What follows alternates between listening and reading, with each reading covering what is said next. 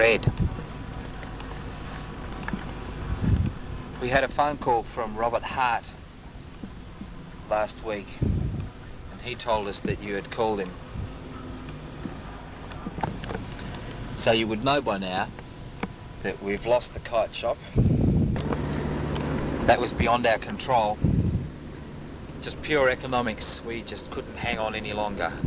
We had everything we owned tied up in the shop and financing the shop.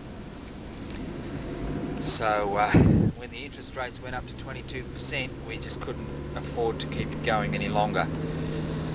In the last couple of weeks of trading, we were having days where we were selling $2.50 worth of string, and that's not enough. It wasn't enough to pay the wages, wasn't enough to pay the rent, so we had to fold it up. We hung on a little bit too long, maybe. We wanted to hang on long enough to sell all of the jet kite stuff, because we didn't want to run the risk of someone like Highly Strung buying all the leftover stock and getting their hands on a whole heap of jet kite stuff. So we hung on until that was all sold and then closed the doors for the last time. As far as Skyrod and jet kite are concerned, all the rights revert back to you, but you know that anyway. And the patent for the poppers is still going through, and that will be owned by Skyrod Jet Kite Australia, which is now owned by you anyway. So I expect that process just to continue. As for us, we've got enormous debts to repay, so we have to go out and get jobs, try and find the money. So we'll be out of kiting for quite some time. I doubt whether we'll ever go back into kiting. And I'm not sure how kiting will go in Australia. It's a luxury item. It never got a chance to become a sport. And with us in the middle of such a serious recession,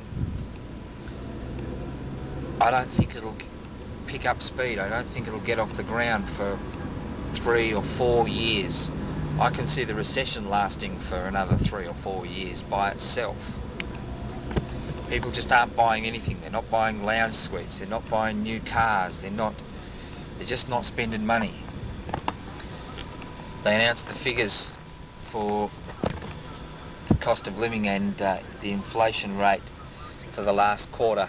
They did that 2 months ago, and the day after, our trade went down by 80%. We were doing between $1,500 and $2,000 on a Saturday, and the following Saturday we did just over $100. That doesn't even pay the wages. So I expect that to continue for quite some time. I would think that kite flying here is just going to sort of waddle around for a while. I wouldn't expect any major interest in kite flying. I wouldn't expect that it will become a sport in this country for at least 3 or 4 years. It'll be 3 or 4 years before people can afford to pay the money. As you know, our kites here are far more expensive than yours, and that changes the game a little bit too. Makes it quite difficult to sell a $200 kite for a bloke to go out and compete with. I would suggest, for the sake of representation in Australia for Skyrod and jet kite, I would suggest you have a talk with a Neil Taylor. I'll give you his name and address at the end of this letter.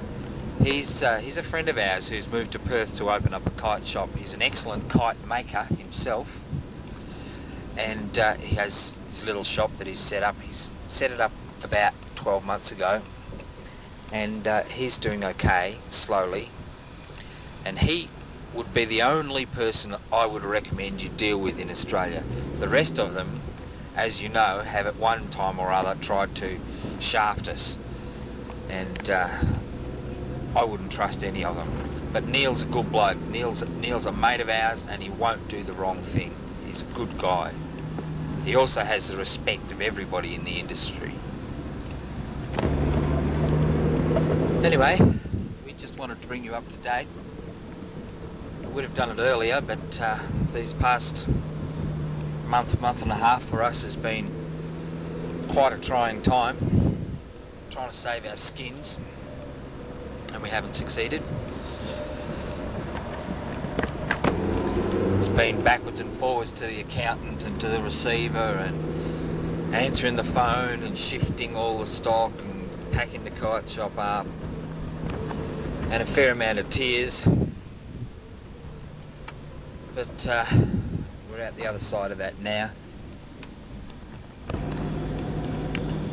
There was a couple of times there I was going to ring you up and let you know what was happening, but I'm afraid it was just a little bit too emotional for us.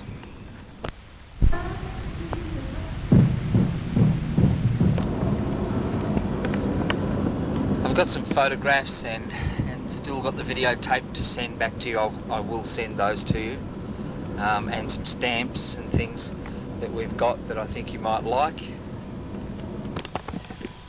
So I just wanted to say that we tried bloody hard to get kite flying to work in Australia, damn hard. And if it wasn't for the recession and the fact that the government was telling everybody or scaring everybody into not spending their money, then I think we would have made it too. But the government's trying to discourage people from importing goods, and of course our local product, as you well know, isn't anywhere near up to scratch, and people aren't spending money.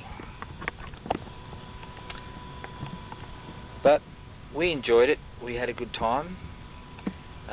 We enjoyed working with you. We loved your product. Thought your product was fantastic. So that's about it from us.